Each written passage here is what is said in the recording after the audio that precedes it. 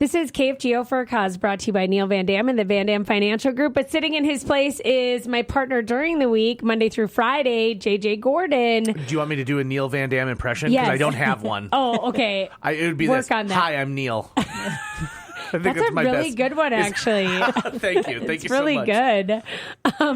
But he's sitting in Neil Van Dam's place this morning, very early for you to be on KFGO on a Yeah. Sunday morning at this time. No, it feels early. It feels real early.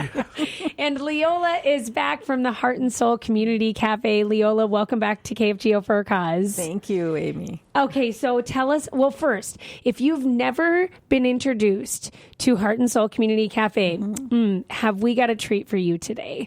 Because they are some of the best in our little community. Leola, tell us about Heart and Soul Community Cafe and who you are, because this is your season now. We are into Heart and Soul Community Cafe season. We are. We just got our food trailer out, our mobile cafe last week, and so we're very excited. So if you've never been to Heart and Soul before, it's a community cafe where everybody is welcome, served with dignity and respect.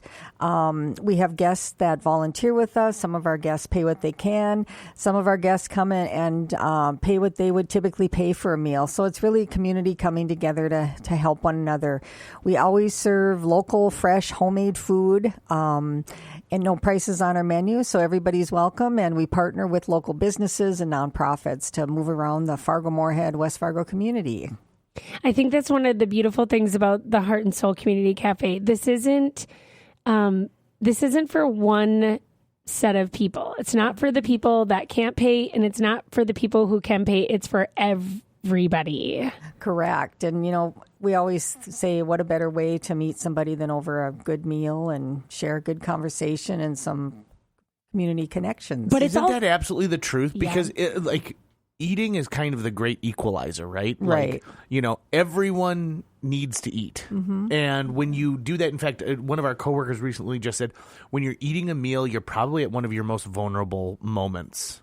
And so being able to share that with other people and to know we're all part of this greater community is really important. And you guys do such a great job facilitating that for so many. Well, thanks, JJ. We have awesome volunteers, and the community support is what's really helped us be here for 10 years. And so, yeah, you are right. Sharing a meal together is personal, and it's also a way to connect. And then also, we always say, once you start visiting with somebody, you have a lot more in common than different. So, well, and it's about feeding the soul too. Yes. That's part of the name, Yeah. but that's an important piece of what you do. It's It not is. just about the food. right. We talk about when you come, you want to have a full belly, but we also know that when you're around other people, making positive connections, it also nourishes your body, heart, and soul. There's usually like music and stuff too, Yeah, we try to, make it fun and Yeah. just really easy to come and join us and welcoming. Our volunteers make sure that everybody feels welcome. I'm going to be this person. How do you decide what's going to be on the menu? Great question, JJ. So our chef, who is amazing, Chef Joe, he looks and sees what's available seasonally. So we try to use local fresh whenever possible. And we also look at things that are popular. Last year, we had a sweet potato burrito that people absolutely loved. We have a harvest bowl that's very popular. We'll have your basic Heart and Soul Sloppy Joe. We always have a sides, which includes a salad, chips, maybe another side, and then we always include dessert. Dessert, we feel like means we care and we want you to stick around and have dessert with us. So Yeah, it's a whole meal, right? Right, yes. You're getting that whole experience. Yeah. I also love the fact that you invite everybody, right? And Amy, you had been touching on that too, about those individuals who want to come and have an amazing lunch, and rather than spending that at a chain restaurant, no shade to chain restaurants or anything like that, but they can come and their dollars help support you going forward and help support those who are coming who might not be able to afford a meal. that is right. You're actually helping a neighbor in our community and also getting, like you said, a really great meal. Leola, let's talk about the Heart and Soul Community Cafe schedule, because you're off and running with your mobile, but I know you have a place, you have sort of your standard places that you are every week, right? Right. So we weekly we're down on 23rd Street. It's a parking lot by the old Milkmaid. And so in really? the McCormick Park neighborhood by the Arbors. And so that we're there every Tuesday, except the first Tuesday of the month. And that's from 4 to 6. And then we'll be 2 times a month over at Olivet Lutheran Church, and that's on Mondays. And First Presbyterian Church, Neighborhood Church are a few of the different places we're at. We're going to be over in Moorhead at the new Moorhead Library. And then also... trying to blank. No, that's okay. Take a look. Check the schedule. You're yeah. everywhere. Listen. We are a lot of places. We partner with the Lighthouse Church and First United Methodist. We'll have lunch. If you're looking for lunch, we'll be over at the Cass County Human Service Zone for lunch, and then M-State as well. Now, are we able to talk about this big event that Amy and I are coming to? That's why. Can we talk about that lunch, How right? could I forget that? I mean, listen, we're here, we're doing it live, so why, no one's going to know the difference. It's not like I can put that cat back in the bag.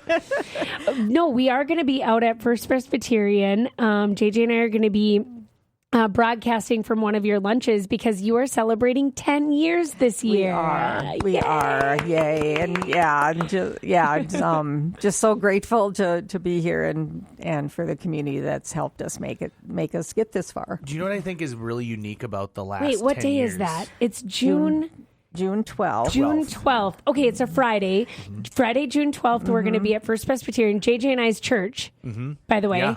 Really? He grew up going to First Presbyterian in Fargo, and I grew up going to First Presbyterian in Bismarck, and they were like sister churches. Yeah, we had the same youth retreats. Really? Yes. Oh my gosh. We don't remember seeing each other at these No, youth retreats, but we don't. one day someone will bring a photo, and like I'll be in a kayak and Amy will be on the beach or something. I love and we'll be it. like, look, there we both are. First Presbyterian, awesome. I think one of the most beautiful churches Yeah. that you're going to find. That architecture is just gorgeous, and they have purposely built that church over the years to make sure that they can be, encompassing, so that they're welcoming to everyone Right. as well. Yeah, they reached out back in 2019, and they have a big, beautiful kitchen downstairs. They have storage space. That's where we work out of.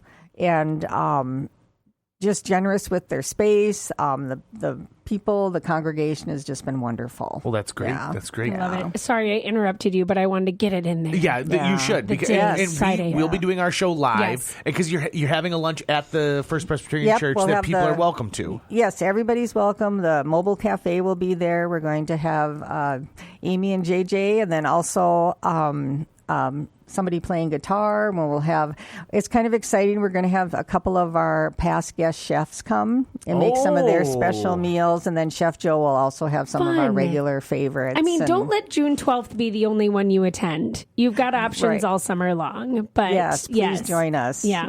Let's look at the last 10 years that, Mm-hmm. the Heart and Soul Community Cafe has been here, because starting in 2016, our population has changed drastically in the last 10 years. I mean, drastically changed. Yeah. The pandemic hits, right? And there's an increased need. Like, I'm sure you guys had no idea you were going to have to scale to the level that you did. And even today, as our community becomes a more welcoming, vibrant, inclusive place, that need is there. And you're taking away a stigma too, right? Like, this doesn't feel like what maybe people think of in their mind of like a quote unquote soup kitchen, right? Right. This is something that is vibrant, that is for the whole community.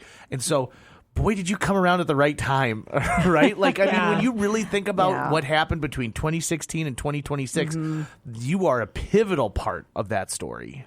Well, thank you, JJ. Yeah, a lot has changed since 2016. Okay, what does it look like in 2016 when you start the Heart and Soul Community Cafe? So in 2016, I had the idea for Heart and Soul and had talked to a lot of different people, and the idea was using underutilized kitchens. And I had gone to a Chefs Association meeting and met Tracy Walvotny, and she owned Josie's Corner Cafe because we were looking for an underutilized kitchen. And she's like, you can use our space on Sunday. So we would pop up out of Josie's Corner Cafe, Square One Kitchens, and just very sporadically. And volunteers would do our cooking, preparing the meals. We always have choices. So we have, sometimes it's 2 choices, sometimes 3 choices, but that's really important to us. So basically, we were just popping up out of those locations. 2020, we had big plans. We had a lot of locations we were going to start going to. And then March was our last indoor cafe because we didn't feel comfortable having people gather indoors. But then we identified that there was a need because some of our partners we worked with for a weekend lunch. And so what we did is we did a sack lunch for, at one point it was over 500 lunches every Friday. Volunteers coming in, preparing the lunches. I remember that. Yeah, and delivering to people that, because, back then a lot of people weren't going anywhere. And they'd get the lunch and then we'd have a nice card in there and just letting them know they weren't forgotten, and that was anybody that reached out to us, and we were very grateful because the community supported that with grants and volunteers.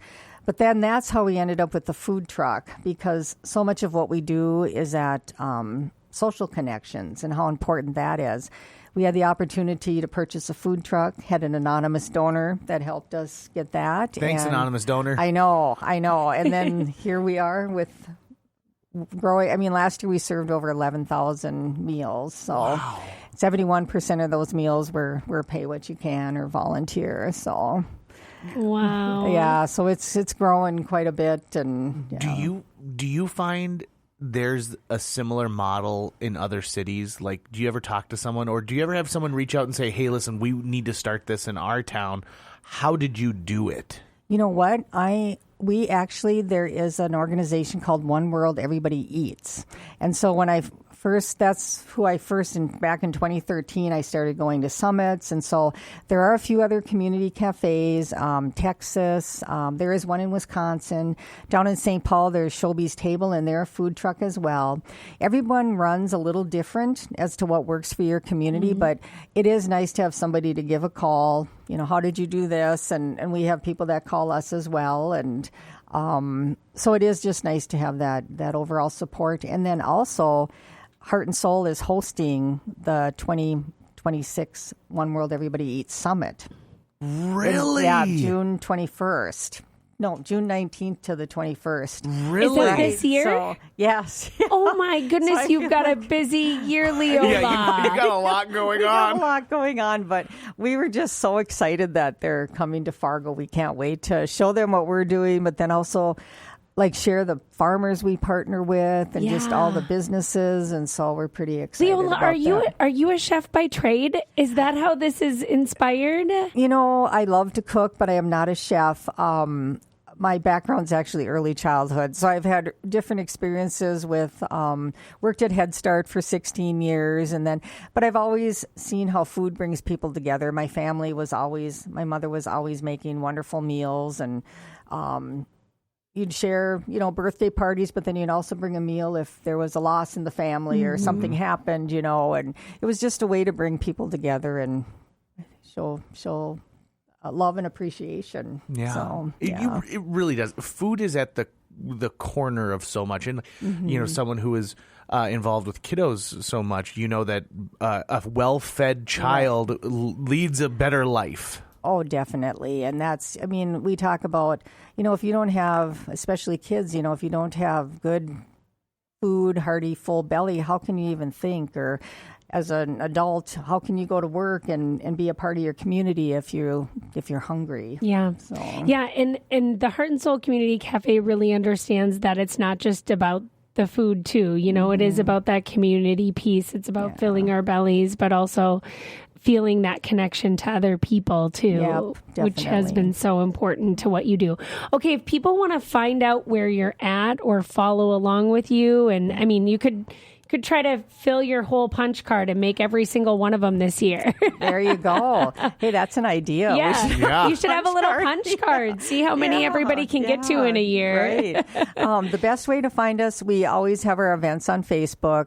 We have a website, heartandsoulcafe.com, that lists our events as well. So basically the best way is probably to follow us on Instagram, social media, or Facebook, and our website if you're looking for us. What's Leola's favorite Heart and Soul Community Cafe meal? Oh man, there's a lot that I like, but the Harvest Bowl, which is local grains like from Noreen Thomas's farm, Doubting Thomas Farms, and then Joe takes like fresh veggies and roasts some of them, pickles some of them, and then he has a really good hummus that he makes, and so that's on there, and then some tahini and greens, and sounds it's just really amazing. fresh and filling. And I always say I never really used to eat a lot of peppers, but our chef, he makes food that it's just you want to try it and you're like, oh, I do like this. So, so yeah, very fortunate to have him on board. So That is very cool. Yeah. Do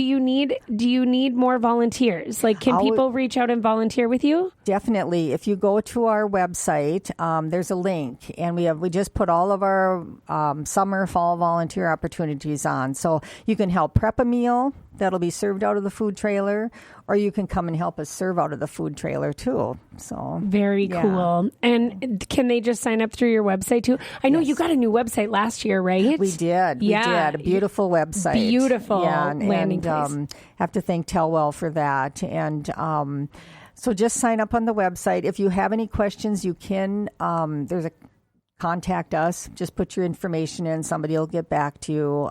If you have a group that wants to volunteer, let us know.